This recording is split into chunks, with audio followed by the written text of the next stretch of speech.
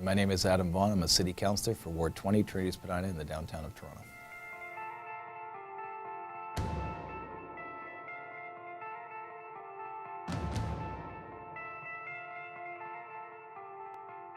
City Councillor is one of your neighbours elected to make sure that the needs of your family or your business, the needs of your property or your community are met with the taxes that you pay to City Hall.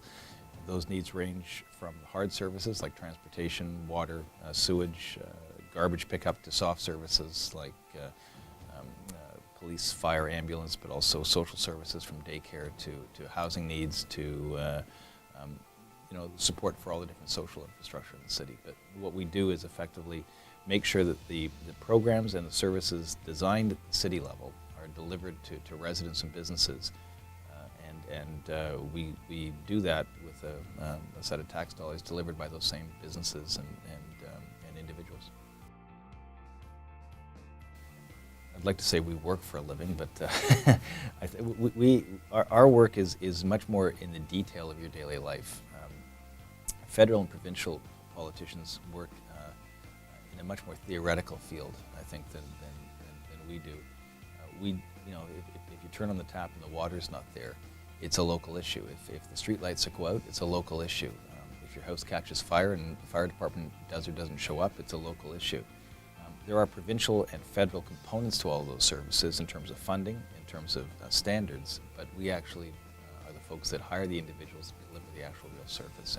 And as a job, as a city councillor, when there's a breakdown on the actual delivery of those services on a day-to-day basis, we are the ones that intervene to make sure you get the services you need. Yeah, I think part of the stereotype is that once you elect us, you don't see us, and the other stereotype, I think, is that we're all on the take, which I think is probably generic to all, or standard, applied as a standard across all levels of government. The reason you might not see us is that what you do see is the garbage collector going down the street, or the firefighter on the truck, or the person in the daycare. Our relationship is quite often with their manager, not necessarily with intervening between the actual service delivery person and the citizen. But you do see us. You see our work on a daily basis in the city. And the better politicians are present in their communities in ways that give them visibility, but it's not always possible. And on the corruption side, it's easy to slag journalists or lawyers or politicians.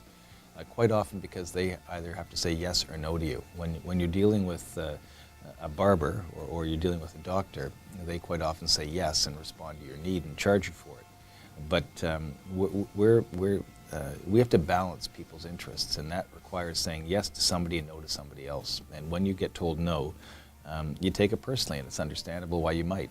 But it's not corruption. It's just that in the competing worlds of public and private interests, or competing private interests, government quite often adjudicates. At the local level, politicians quite often are engaged in that adjudication. And when things don't go your way, you tend not to look at the faults that might be in your argument. You tend to look instead at blaming the adjudicator, arguing with the referee, as it were. It's an unfortunate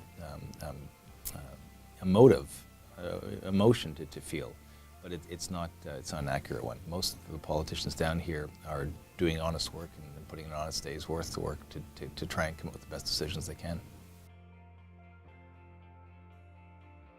The land use planning pieces of it, the art of building a city, let alone building a great neighborhood block, is a really creative and fascinating process, and getting engaged in that is inspiring, and it has responsibilities, and it also has objectives that can be achieved. And so managing the land use planning piece was what drew me to this profession, but as well making sure that when we build a city, we build an inclusive city where everyone has a chance at success, is also part of the equation. It's very easy just to build a building.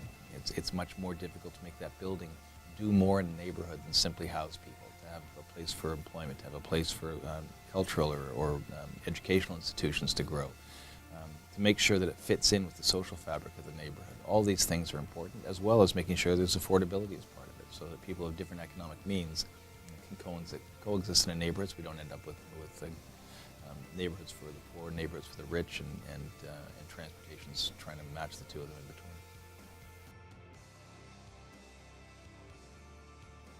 It's a number of different things. I mean, and councillors have a fair bit of creativity as to how they scope their job, or how they direct the work they do.